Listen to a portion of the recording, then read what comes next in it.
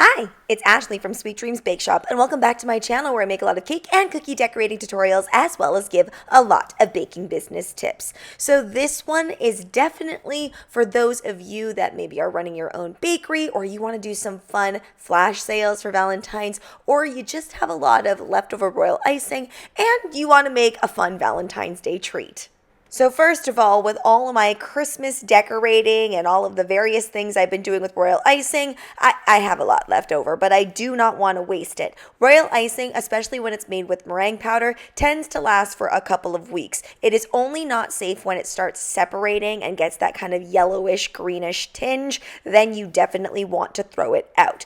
But if it doesn't have that and it's looking like it's pretty pure white still, you are going to be good to go. So I empty out all of my royal icing into my KitchenAid stand mixer, and it is a little bit thick, especially after you whip it up. What happens is you're incorporating more air, so it tends to mimic that more of a meringue-like texture. If you find that it is too thick, you need to add a little bit of water, and you'll notice that I added just a little dash of water at a time. If you add too much, what's going to happen is you trying to save your royal icing is going to turn into you actually making more royal icing, which is not what we want if, in fact, you are trying to avoid waste. You might notice that what I did was take my beater, take it off, and then scrape the edges of the bowl. The reason I did that was because the color wasn't being incorporated quickly enough, and if I had just waited until it naturally became incorporated, this can overbeat the royal icing. It is possible to overbeat your royal icing. It's not like buttercream, which is very, very forgiving. If you overbeat your royal icing, it ends up never being the right texture, and then it actually just gets really marshmallowy and will never harden.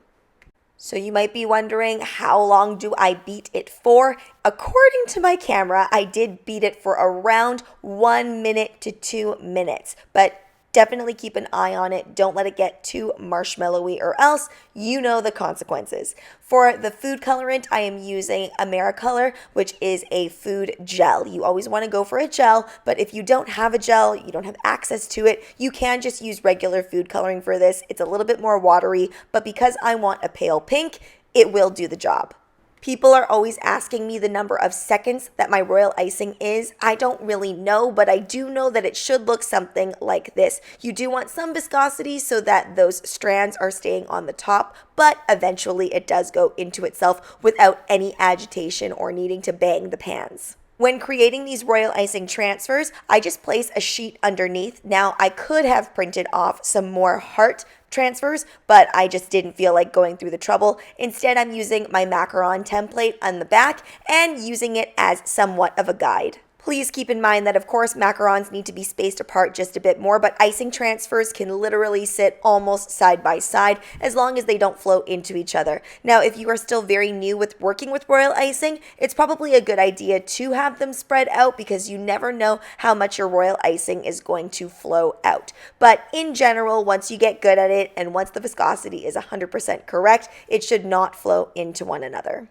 I am using a Silpat, which is non-stick, and the royal icing transfers come off of this very, very easily, but you can also use parchment paper if you don't have a Silpat.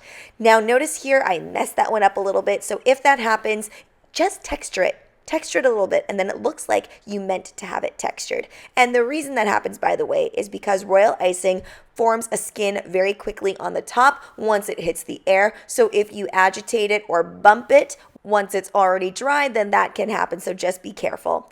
I'm teaching my friend Kate here how to make these royal icing transfers, and I love teaching people in real life because then it helps me be a better teacher to you guys as well. So you'll notice that the first two that I did were nice and puffy, and hers was pretty good actually, but just a little bit underfilled. So don't be afraid to fill it up. If you have the right royal icing texture, then overfilling a little bit will not do any harm. In fact, it'll give you that nice puffy look.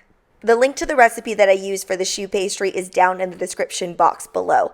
But basically, after you boil the butter, a little bit of sugar, and the water and the milk, you want to turn the stove off and then pour in that flour. And we keep this on the stove because what we're essentially trying to do is dry out this pastry just a little bit. Choux pastry is very different from other types of pastry, like cakes, for example, because it has no leavening agent. What you're really relying on is you're relying relying on the steam. So keep it on the stove and get it to dry out. Once it starts coming together, you can transfer it into another bowl. At this point, it's still very, very warm, so we want to start mixing it up, and I just use my paddle attachment and then add one egg at a time, making sure to incorporate before adding in the next egg. And my friend Kate is doing all of this with my instruction, and I just need to say she was very brave. She's actually afraid of the stove and the oven, and I mean, I don't blame her. They're very, very hot elements, and if you haven't worked around them, it can be a little bit scary. So after we had that all mixed up, and yes, I did add pink food coloring in, but honestly, that entire portion where I added in food coloring just kind of gets messed up because it ends up browning a lot more than I thought it would. Because I wanted these to look a little bit more special for Valentine's Day, I was originally going to pipe this batter, but I decided to show my friend an easier way to do it. So ordinarily, I do it with an ice cream scoop, and yes, these are going to be huge cream puffs. And because I don't want anything peaked on the top, because that's going to burn then if I leave it peaked, you just take a little bit of water and dab it down. We also brush the silpat with water as well. Again, we talked about how steam is the most important thing here. If you really did want the color to come through a little bit more on these cream puffs, then you can skip this next step. And yes, we also made 2 sizes, so just in case. And this is the step right here. If you did want some of that color to come through, you can skip it. This is really what browns and makes everything super, super shiny. I like it because it does add a little bit of extra structural integrity. Normally, I do add a cracklen on top, but with the sugar shortages, I can't seem to find any brown sugar anywhere. So I skipped it for today and opted for the egg yolk and whipping cream wash. For some added crunch, I put almond slivers on some of the cream puffs, but I left some of them blank as well. And this is where my friend panicked a bit because I told her she was going to put it in the oven all by herself.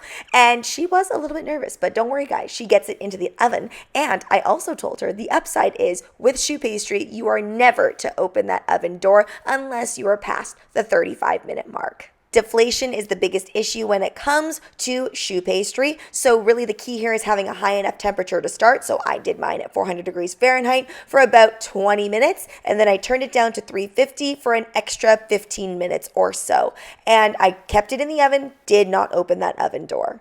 The caramel sauce that we made earlier is plenty buttery and sugary enough. So we did not add anything to the whipping cream. All I did was I put that on my stand mixer, made sure that everything was nice and cold, and whipped it for a few minutes until stiff peaks formed. Really important that you get it nice and stiff. You do not want a soft whipped cream for this because then when people bite into the cream puffs, it just goes everywhere. So what I do is instead of folding in that caramel sauce with the whipping cream, because that always fails me, I give a good squeeze of the caramel sauce and then I give a really, really good squeeze of that whipping cream. And my friend was like, how do you know when to stop putting the whipping cream in? And really, it's just when you feel the cream puff up a little bit, and then as you pull that piping bag out, it just has a little bit of whipped cream come out, just a slight bit. That's how you know that it is sufficiently filled.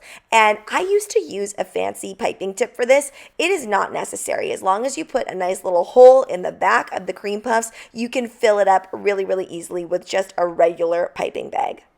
I like to be very extra with my desserts, but if you want to have a more organic looking cream puff, you can definitely skip this part. But I took the rest of the whipping cream and I really whipped it to stiff peaks, like really stiff peaks. And then I dyed the whipping cream with just a hint of the food coloring, and I'm using a big French tip to pipe this out. The bigger the tip, the better, only because these are really, really big cream puffs, but it also just makes sure that I give just the right amount of whipping cream on top.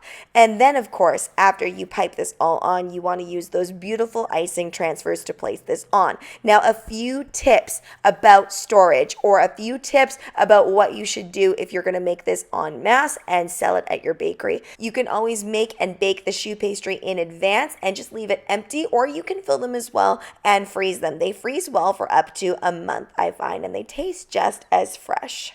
And of course, you want to leave all the decor until the last minute, except for the fact that you can make those royal icing transfers well in advance and they will last you all year long pretty much. Thanks so much for watching, guys. Don't forget to like, share, and subscribe so you can be part of the Sweetie fam. Right now, I'm uploading weekly, so make sure you hit that notification bell so you know when I upload. Also, be sure to check out the Bake Down podcast if you want to watch a really fun baking podcast, or check out my secondary channel, Need More Sweet Dreams Bake Shop, if you are into lifestyle content. Bye!